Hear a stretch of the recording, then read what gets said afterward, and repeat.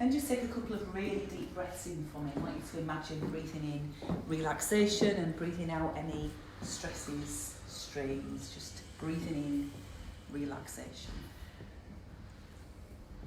Then just focus for a moment on the tiny muscles around your eyes and find your way of turning those muscles off so they really won't work.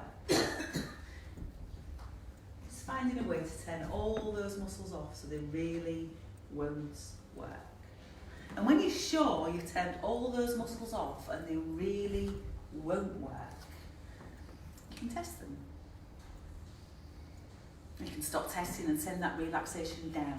Send it down into every muscle, every fibre, every cell of your being. Send it all the way down. And I want you to imagine something. I want you to imagine a clock on the wall. It's no ordinary kind of clock. It's an old-fashioned type of clock. It's got one of those swinging arms that swings effortlessly from left to right, left to right, left to right. And maybe you can notice the time on that swinging arm, on the clock. But you can certainly notice the swinging arm that swings effortlessly from left to right. And I want you to gather all your mental strength, all your mental capabilities right now to really focus in on that swinging arm and find your way to begin to slow the swinging arm down. Focusing right in on that swinging arm, focusing all your mental capabilities, all your mental strength to find a way to slow the swinging arm down. Slowing it down more and more now, more and more, and bringing it to a standstill now. And I'd like you to take yourself to a place in your mind that only you know about, to create a space, a really special space where you can create the changes in your life that you'd like to make, for the reasons that you'd like to make those changes. And that thing that you've thought about eating a little bit less of, the reasons that it'd be good for you to eat less of that thing. And for some of you, I'm going to be touching you gently on the hand, and you'll find when I do, you'll instantly relax 100 times deeper than you are now. So find that space in your mind where you can make all those necessary changes. Double the relaxation more and more, all the way down, deeper and deeper. And ponder for a moment why you'd like to eat less of that thing. Perhaps it's better health, or perhaps you become slimmer, or maybe it's just something that would be really good for you. I want you all to imagine something for me. I'd like you to imagine that by your side right now is this big empty bucket, a big empty vat. And I'd like you to imagine if all and any of your bits and bobs of excess body fat were dripped and drained away into that bucket, what that fat would look like if you could see it, the colour of it.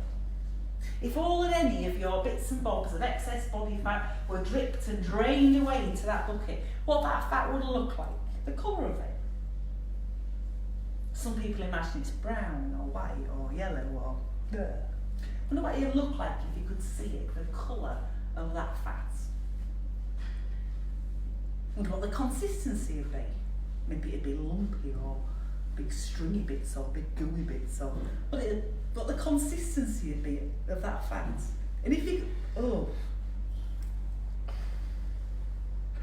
could smell it, if you could really smell the fat in that bucket, what it might smell like if you could smell it. Because I'm sure you wouldn't choose to allow that fat back into your body.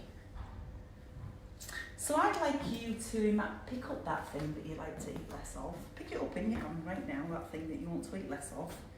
That's it, pick it up in your hand, that thing that you want to eat less of. That's it, pick it up. I want you to imagine picking it up for me. And before you put it into your mouth, that's it, before you put it into your mouth, I want you to lean over and dip it into that bucket. Get a big,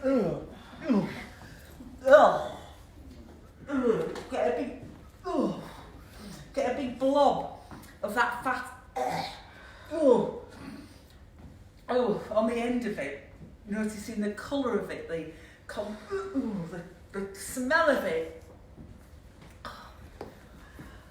Because I'm sure you wouldn't choose to. Excuse me.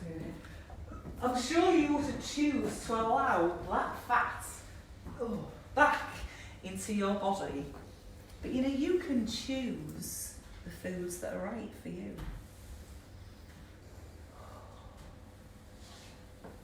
You can choose the foods that are right for you.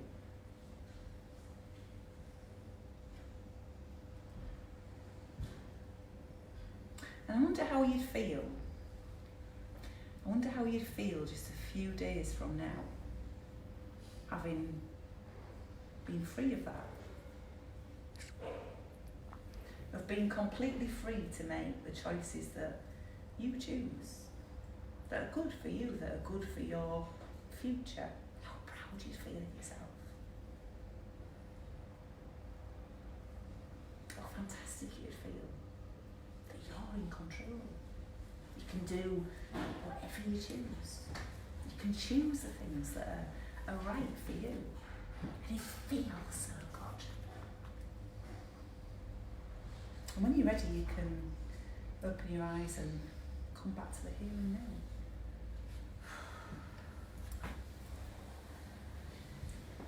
That's the most disgusting thing I've ever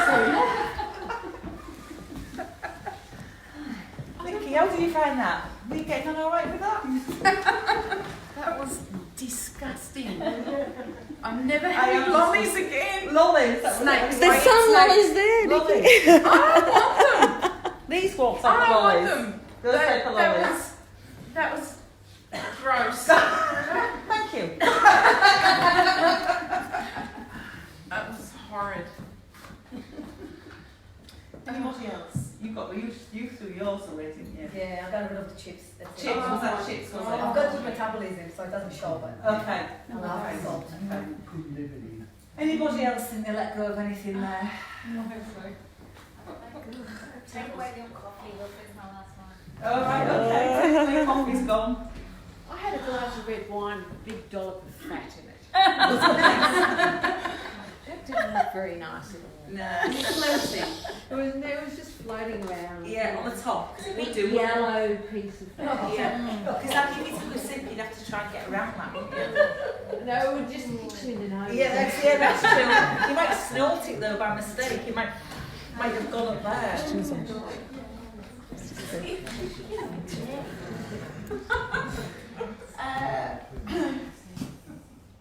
also genuinely need chocolate, Anthony. Yes.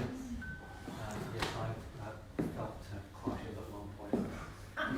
Thank you. And your sound effects. Yes. Yeah, we could maybe all practice that sound effect for a moment, couldn't we? No. You know, because you've got to get into that. No, we couldn't. And you should see her face because your eyes were closed, but she actually looked like she was vomiting. Tell you what, she sounds. She looked it. She really looked it. I mean, another kind of aversion thing that you can do. Anybody else sort of still feel as though they're hanging on to that thing that they want to eat less of? Oh, hell no. No. But you will have some people. Yeah. So say for example the gentleman with the chocolate there, Anthony. What type of food, is there any food that you couldn't eat? There were certain vegetables I didn't like. What's that? Red one. Beetroot. Celery, I can't bear the taste of that. What is it about it? I don't know, it just makes me want to retch. Oh, okay, nice. That's my party dress. That fits in quite nicely, doesn't it? Is it the taste or the smell of it, or is it just makes you want to retch, or what? It's the smell and the texture. Smell and texture. Yeah. Right, okay. So, Anthony, what I'd like you to do is close your eyes for me for a moment. And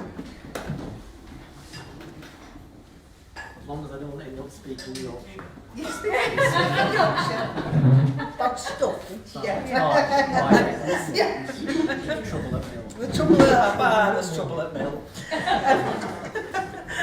What I'd like you to do is, what type of chocolate is it anyway? I guess it would be really any chocolate, but I suppose, sort of plain milk chocolate would be the one that I'd be tempted to eat most. Right, okay. So I want you to imagine for me, just with your eyes closed really, I just want you to imagine that in front of you you've got 2 plates. And on one of those plates there's the chocolate that you might go for. Maybe it's like that Cadbury stuff or... I don't think Cadbury's is good. It's not the same thing over here. But anyway, I want you to imagine that you've got that chocolate on the plate and you can see it sitting there. You might even be able to smell it. You might think what it might taste like. And on the other plate, there's like beetroot and celery next to it. And you can imagine what that might taste like or the texture of it. But you can see it just sitting there, that beetroot and celery. I want you to imagine picking up a spoon for me. I want you to take a spoonful of that beetroot and celery and I want you to mix it in with the chocolate. Noticing what the texture might be like, what it even smell like, but I'll have a bit of taste of it. But getting another spoonful of that beetroot, and celery and mixing more and more in with the chocolate. So it's all like a great big pile.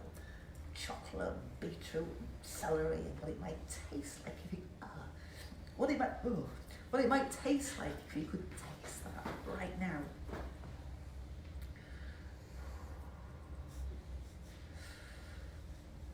And when you're ready, you can open your eyes and come back to the here and now. Can you fetch the bucket?